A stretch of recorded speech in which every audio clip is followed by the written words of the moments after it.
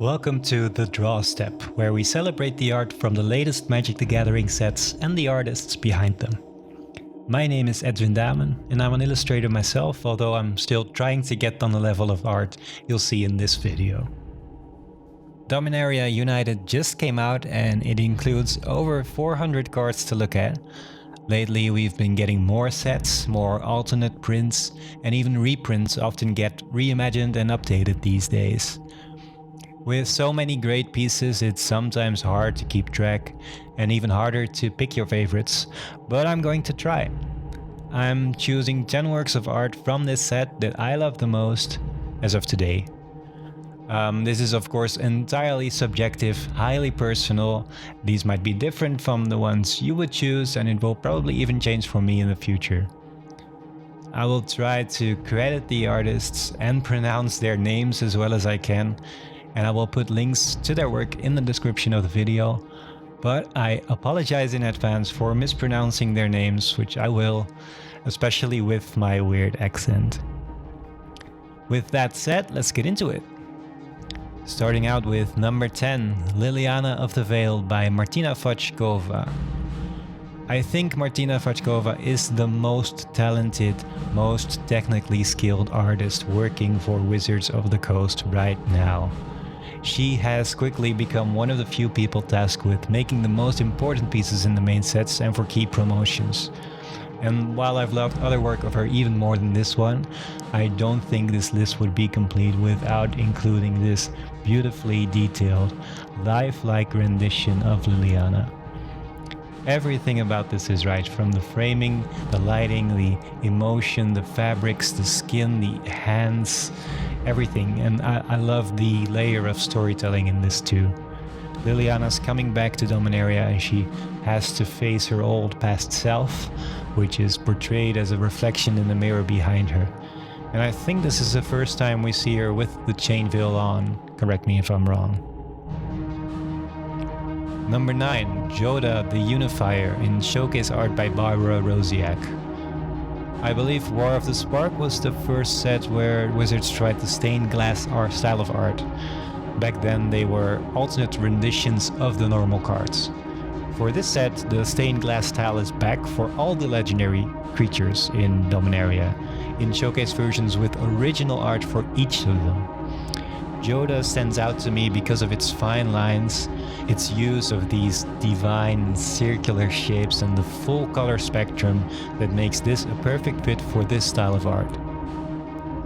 Rosiak also made the showcase art for Beckert and Denethor in this set, and the number of cards in the Mystical Archive from Strixhaven. Number 8, Vesuvan Duplimancy by Wylie Beckert. Wylie Beckert's work stood out to me immediately in the Zendikar Rising set with Soul Shatter and Thwart the Grave, and their signature style was again featured in Strixhaven and Neon Dynasty. For this set, Wylie made a beautiful piece for a powerful mythic rare blue card, Vesuvan Duplimancy. By the way, I promise this list is not all mythics. I love the composition and the subtle differences between left and right on this image. And Duplimancy is hard to pronounce, probably because it's a made-up word, as far as I know. But this art really captures the process of what that might mean. And it also reminds me a bit of the Faceless Man in Game of Thrones. Number 7, Battlefly Swarm by Xavier Ribeiro. The detail, the grossness, the size, and the silhouettes of a full swarm in the background makes this a really menacing piece. The fact that this is just a common 1/1 flying insect makes you wonder just how powerful and threatening other beings in this world are. Xavier is a relatively new artist working for Wizards, I believe, but this piece has really put them on the radar for me personally. Number 6, The World Spell by Adam Paquette. Dominaria United features sagas, a card type with different formatting and layout than most other traditional card types. And as a result, The art on these cards tends to be more vertical, and they often tell a elaborate story, a saga. And I wish I could talk about all sagas, but since there are 10 of them in this set, this top 10 would be all sagas if I would do that. Unfortunately, the art on sagas is usually pretty small, and you only get a real appreciation for it when you look at it up close or at a higher resolution. Paquette is an established artist for Wizards and has made over 250 pieces for the game. The world spell stands out to me because it's not digital art. It looks hand-painted, and it makes me appreciate each little stroke and color choice even more. Number 5, Sheoldred, The Apocalypse by Rahn. Another established artist, Rahn, made the piece for the main villain of this set, Sheoldred. I love this piece for its masterful composition, the use of light and contrast to guide your way through the image.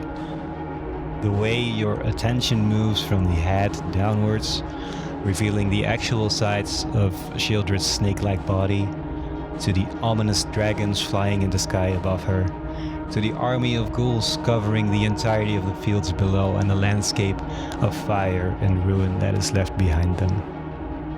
Number 4, Defiler of Flesh by Mathias Kollros.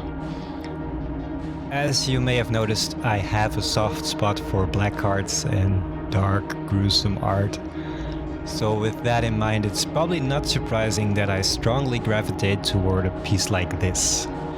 Mathias Kollros has made some cool images for the game, like Grim Flayer and one of my personal favorites, Griselda. Defiler of Flesh is probably my favorite of his, just for its sheer, unhinged dedication to the horror. It's one thing to think of a nightmare, and another to be able to put that on paper this effectively. And as an aside, I'm very happy that this is a card that can easily go in all 5 of my mono black commander decks and probably perform quite well. Number 3, Braids' Frightful Return by Dominik Meyer. Another saga. This one pictures the return of Braids in a new nightmarish form. What I love about this piece is the suggestion of how Braids was brought back as part of some ancient ritual, reborn in darkness, twisted. And this looks like an artful interpretation of that by those who performed or witnessed the ritual firsthand. I tried to look up the actual story of Braids' return, but I'm still not sure what happened exactly. Apparently Braids was split apart during the process into this nightmare Braids and shard Braids, some shadowy form of hers. And this makes me wonder which version of Braids is depicted here in the artwork. Anyway, this piece shows Dominik Meyer's signature high contrast composition style, but in a completely new, freeform, unorthodox style. And I appreciate it when Wizards lets artists try new stuff, but somehow it always fits together in the end. Number 2, Eerie Soultender by Igor Kieryluk. This piece is the reason I made this video. Igor Kieryluk has made some iconic works for Wizards of the Coast, such as Dark Petition, Elish Norn, and one of my favorite commanders to play, Belby. For me, this Eerie Soultender is the essence of dark fantasy art, and it is everything I'm looking for in a black Magic the Gathering card. It depicts this dark fairy master guiding deceased souls to what I think is the afterlife.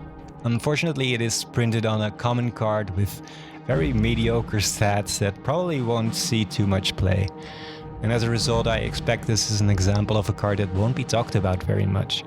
But I wanted to put it on the spotlight right here for its art.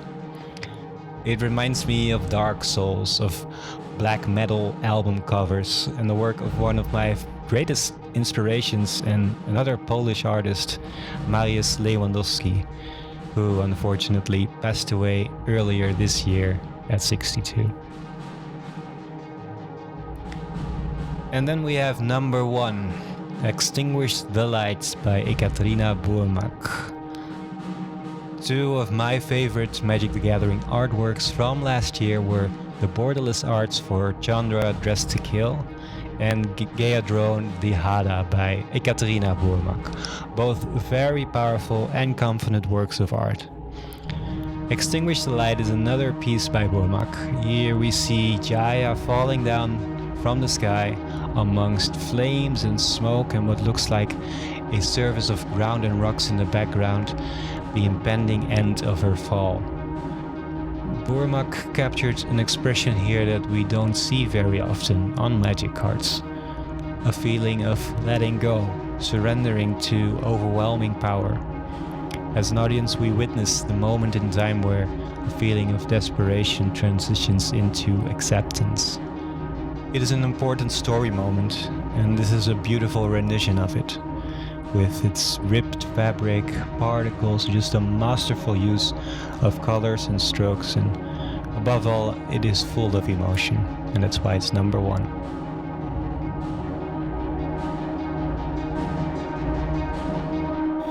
And that was my list, which leaves me with one question.